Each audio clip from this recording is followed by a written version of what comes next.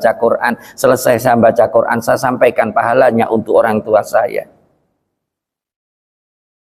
Itulah sebuah cerita yang mungkin akan menjadi sebuah dasar bagi diri kita semua untuk senantiasa ingat kepada orang-orang yang telah meninggal dunia, terutama keluarga-keluarga kita. Berikutnya lagi, wala yang duru ilaihi masyazron. Jangan sampai wala yang duru dan tidak melihat siapa anak ilaihima kepada walidaini syazron dengan cara sinis. Kalau melihat orang tuanya, pandangannya jangan pandangan sinis. Mungkin seandainya jenengan sekarang hidupnya sudah mapan, ada orang tuanya datang, pas ngomel nih dalam hatinya, apa boleh saya pintalah. Ini tidak bagus. Kita ada ini karena kedua orang tua kita. Kita sukses karena pendidikan yang diberikan oleh kedua orang tua kita. Makanya kita harus berusaha untuk senantiasa berbuat sebaik mungkin kepada kedua orang tua kita. Bahkan di sini dikatakan wala yusafiru illa biiznihima, dan janganlah kita bepergian kecuali kita memperoleh izin dari kedua orang tua kita. Kalau mau perjalanan minta izin kepada kedua orang tua kita. Insya Allah kalau yang disebutkan dalam kitab ini, nah ini kitab Muraqil Ubudiyah karangannya Imam Al-Ghazali. Ini etika yang paling bagus, kayaknya yang paling cocok ini etikanya orang Indonesia. Kalau dulu itu kan gitu, seorang anak kepada orang tua itu mau sowan sungkem itu sampai duduk datang gitu, seperti dalam kerajaan kan nggak gitu didikannya orang kuno. Nah sama orang-orang sekarang justru betulnya itu yang diajarkan, etika yang bagus. Nah sekarang sama orang-orang modern ini yang nggak tahu, punya paham yang bagaimana, wah penghormatan berlebihan, musyrik, wah nggak boleh menghormati yang berlebihan kepada kedua orang tuanya. Itu pendidikan nggak beres itu.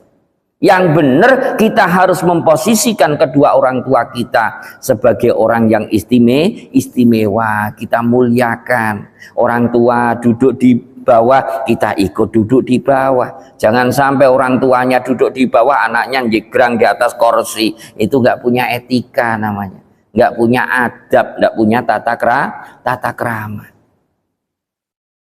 Jadi itulah diantara hal-hal yang harus kita perhatikan, bagaimana pergaulan seorang anak kepada kedua orang tuanya. Sebab orang tua itu kalau di dalam agama Islam, Masya Allah, posisinya sangat-sangat tinggi sekali. Jadi di dalam ayat-ayat Al-Quran kan gitu, perintah takwa kepada Allah, lanjutannya rata-rata dengan muliakan kedua orang tua kita. Bahkan kalau di dalam surah Al-Luqman kan gitu, seandainya ada anak beda agama dengan orang tuanya, ya, sehingga atau mungkin dirinya ya seagama tapi melakukan perintah, tapi perintah itu tidak baik kan gitu. Ayatnya kan gini, wa in jahadaka ala an tusyrika bima laisa laka bi ilm fala tuti'huma, tapi aturannya wa sahibuhuma fid dunya ma'rufa. Wa in jahadaka, dan ketika memerintahkan siapa kedua orang tuamu kepada dirimu, perintah apa? Ala antusyrika bi, agar kamu melakukan menyekutukan Allah. Berarti perintah syirik, perintah bertentangan dengan agama. Apa yang harus dilakukan oleh seorang anak? Fala tutihuma, jangan lakukan. Sebab tadi saya sampaikan, la maksiata fi la ta'ata fi maksiatil khaliq. Gak boleh taat untuk menentang kepada agama, menentang kepada Allah. Itu tidak boleh dari siapa saja. Tapi apakah ketika orang tua kita memerintahkan hal-hal yang tidak baik, terus kita boleh untuk menghina mereka, boleh kita untuk menghardik kedua orang tua kita? Tidak. Lanjutannya ayat, wa sahibuhuma fid dunya ma'rufa, gauli mereka berdua dalam kehidupan dunia ma'rufan, dengan pergaulan yang baik. Ini perintah Al-Quran. Sejelek apapun kedua orang tua kita, bahkan kalau di dalam ayat ini kok seandainya kita diperintahkan untuk musyrik, maka wajib bagi kita selaku anak untuk senantiasa menggauli mereka berdua dengan sebaik mungkin. Maka fa insya Allah kalau kita bisa menggauli beliau berdua dengan sebaik-baiknya. Kan kadang-kadang kan gitu, kita sudah semakin tua atau sudah barangkali kalau yang anak-anak sudah semakin dewasa atau kita yang sudah tua, mungkin pendapatnya kadang-kadang berbeda dengan kita. Apa yang harus kita lakukan? Jangan sampai kita tampakkan permusuhan, ketidakcocokan dengan apa yang dikehendaki oleh orang tua kita. Jangan sampai. Jadi penolakannya harus sehalus mungkin. Jangan sampai diajak debat apa boleh sampai dengan omongan yang tidak baik. Kalau ayat yang lain kan gitu, wala taqul lahuma uffin wala tanharhuma. Kita nggak boleh mengucapkan kalimat-kalimat yang istilahnya kalimat-kalimat kasar kepada kedua orang tua kita. Ini. Jadi mari kita berusaha dengan apa yang kita pelajari ini agar kita benar-benar bisa menggauli atau bergaul dengan kedua orang tua kita sesuai dengan apa yang diajarkan oleh Rasulullah Muhammad sallallahu alaihi wasallam.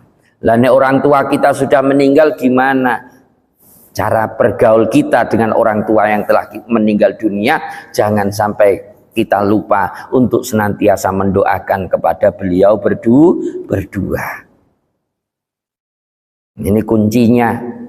Sebab kalau di dalam hadis kan gitu, idza matabnu adama in qata amaluhu illa min salasatin. Termasuk yang diantaranya yang terakhir wa waladin sholihin yad'ulahu. Kan diantaranya kan ilmun yuntafa'u bihi, ilmu yang manfaat. Jadi orang itu kalau sudah meninggal dunia, putus dirinya nggak bisa untuk melakukan ibadah lagi, nggak ada. Orang mati sudah selesai, nggak boleh ibadah-ibadahan terus nanti mulai nganggur nih kuburan terus sampean mau sholat terus, nggak ada, sudah nggak boleh berhenti sudah sampai di situ. Nah terus gimana agar amal itu tetap berkelanjutan, pahala tetap mengalir? Di antaranya ilmun yuntafa'u bihi, ilmu yang manfaat. Kita mempunyai ilmu, kita sampaikan kepada orang lain. Kita bisa mengerjakan sholat, kita ajarkan anak kita untuk mengerjakan sholat. Selama anak kita melakukan sholat, selama orang yang kita ajari melakukan sholat, maka pahala sholat akan mengalir kepada diri kita tanpa sedikit pun mengurangi pahala daripada orang yang melakukan ibadah tersebut. Yang kedua, wasodaqatin jariyah, sodakoh yang terus mengalir. Di antaranya kita punya harta, kita infakkan ke masjid, kita wakafkan ke masjid. Selama masjid ini ditempati orang sholat, maka pahalanya akan mengalir kepada diri kita. Yang terakhir, wa waladin sholihin yad'ulahu, yang akan selalu mengalir pahalanya, yaitu anak-anak yang soleh yang mau mendoakan kepada kedua orang tuanya. Makanya kalau di dalam kitab lain disampaikan ada sebuah hikayah, sebuah cerita. Orang itu ketika nanti sudah di alam barzah, ya. Nanti jangan sampai ngomong Syekh Ustadz Matau, jangan kayak gitu. Ini saya hanya menyampaikan di dalam sebuah kitab. Ini sampai tidak percaya, nyoba nanti praktek duluan. Kalau nggak kayak gitu nanti baru laporan ke saya. Dalam ceritanya gini, orang itu nanti kalau sudah meninggal dunia itu ya kayak kita kumpul kayak gini, saling bertemu. Bahkan kalau di dalam kitab apa lupa saya namanya itu, Zadul Ma'ad apa itu disampaikan di situ ketika orang pertama kali masuk di dalam alam barzah itu disambut sama teman-temannya yang dulu pernah kenal dengan dia. Nanti tanya itu saling bertanya, gimana kabarnya si A, gimana kabarnya si B gitu. Nah ini nanti ketika ada doa-doa dari orang yang hidup dipanjatkan untuk orang-orang yang meninggal dunia, ya, Seandainya seperti mungkin diantaranya kalau yang sering kita lakukan, kita baca tahlil bersama, terus atau membaca Al-Quran, pahalanya kita sampaikan kepada almarhum almarhumah kita. Itu nanti diibaratkan di sana itu ada hidangan, ada wadah yang sangat besar. Nah ini bagi orang yang keluarganya, anaknya nggak pernah mau doakan, itu rebutan itu sudah. Rebutan sudah. Ya, itu rebutan. Sebagai apa? Untuk bekalnya dia di dalam alam barzah. Nah, kalau di dalam cerita tersebut disampaikan, pada suatu ketika ada orang yang soleh, dirinya ditampakkan oleh Allah masuk di dalam alam barzah dalam mimpinya. Nah, ketika orang-orang yang sudah meninggal itu rebutan, ada hidangan tadi itu, orang saling berebut. Ada satu orang itu diam, nggak ikut rebutan, diam saja. Didatangi oleh orang tersebut. Loh, Pak, sampean kok nggak ikut rebutan, Pak? Itu kan ada hidangan kayak gitu. Enggak, saya enggak usah ikut rebutan. Saya cukup dengan apa yang didoakan oleh anak-anak saya. Saya punya anak di dunia masih hidup. Ya. Sekarang dirinya pekerjaannya jualan di pasar. Kalau di riwayat itu gitu, pokok saya teksnya saja konteks secara langsung, itu nggak saya tambahi, nggak saya kurangi. Anak saya itu di dunia jualan di pasar ini gitu, seandainya disebutkan pasarnya. Itu dia jualan ini. Itu dia sambil ketika berjualan itu sambil selalu baca Quran. Selesai baca Quran terus bilang Allahumma taqabbal wa ausil sawaba ma qara'na. Ya Allah, terima dan sampaikan pahala bacaan Al-Quran saya kepada orang tua saya. Sehingga dengan itu saya sudah cukup, gak usah ikut rebutan. Ini katanya orang yang gak ikut rebutan tadi. Maka ketika dirinya orang yang soleh ini bangun, sadar dari tidurnya, dicoba, dibuktikan. Benar dirinya datang ke sebuah pasar, di situ ditunjukkan ada orang berjualan dan dirinya sambil jualan itu selalu baca Al-Quran. Ditanya sungguhan sama orang itu, orang yang soleh yang mimpi tadi, apa benar kamu sudah mempunyai orang tua yang sudah meninggal? Iya. Apakah kamu selalu mendoakan? Iya, ini saya sambil baca Quran, selesai saya baca Quran, saya sampaikan pahalanya untuk orang tua saya.